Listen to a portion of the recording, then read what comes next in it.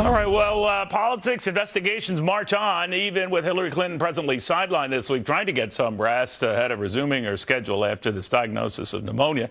The House Oversight Committee is getting ready to hold more hearings on these deleted Clinton emails. Catherine Herridge with more on that. Hey, Catherine. Hi, Neil. The hearing begins just a half hour from now, and right now we're waiting for the 7 witnesses to arrive. They are the points of contact between Congress, the intelligence community, State Department, and FBI.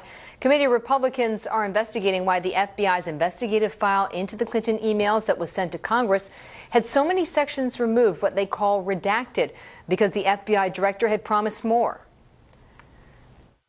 I appreciate the documents that he's given us, but tonight we have a hearing because they've only released to the public the selected sum of the unclassified documents. Why aren't all the unclassified documents out there at some point? They won't even let Congress see the unclassified report at this point. And the Republican chairman is pushing hard on this issue because during more than 4 hours of congressional testimony in July, 2 days after he recommended against criminal charges for the mishandling of classified information, the FBI Director James Comey said the Bureau would provide everything it could from the file. Can we get a copy of it since the case is closed? I don't know the answer. I would like a copy of it provided to the committee. I would like also for the last 30 days, any communications between you or any agent or any person in the FBI with the Attorney General or those in authority in the Department of Justice on this matter. Could you provide us with that? We'll provide you with whether we can under the law and under our policy. It'll actually be easy in my case. The ranking Democrat on that committee, Elijah Cummings, is highly critical of the Congressman Jason Chaffetz, responding, quote, "First you accuse them, Clinton and her team, of criminal activity without evidence and refer them for criminal investigation. Then you rush to subpoena them, these are some of the witnesses, virtually guaranteeing that some will invoke the Fifth Amendment right against self-incrimination."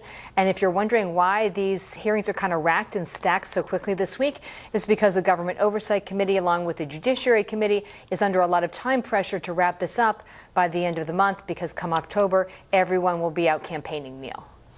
Oh, there is that old politics stuff. Catherine, thank you very much. All right, so can the House Oversight Committee members get witnesses to talk, including the guy who was granted immunity to sort of wipe this server clean or close to it? Judge Napolitano on that.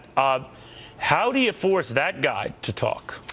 Well, Neil, if they truly received immunity, then they do not have a Fifth Amendment right and they cannot lawfully assert it. Now, they may verbally assert it, in which case Congressman Chaffetz can stop the hearing and dispatch lawyers to go a couple of blocks to where the federal district court sits and have a judge order the witness to testify. That procedure can be done in a couple of days, not a couple of minutes or hours, but a couple of days. The question is, did they in fact receive immunity, or did they just get a promise from a federal prosecutor that they won't be prosecuted? Won't be prosecuted in a case that was never going to be prosecuted from the first place, because the FBI was told, don't come up with evidence against her, exonerate her. So if you've been granted immunity, you're almost bulletproof, right? Or are you? Well, remember, you can be granted immunity against your will. The Congressman Chaffetz's committee, if it doesn't think that these witnesses truly got immunity from the Justice Department during the investigation of Mrs. Clinton, the House of Representatives can give them immunity and thereby take away their Fifth Amendment rights and thereby compel them to testify. Where do you think this is going, Judge? I don't think it's going to go anywhere before Election Day, Neil. My hat is off to Congressman Chaffetz. And by the way, Senator Grassley, the chairman of the Senate Judiciary Committee, is speaking on the Senate floor as we speak, making the same complaints.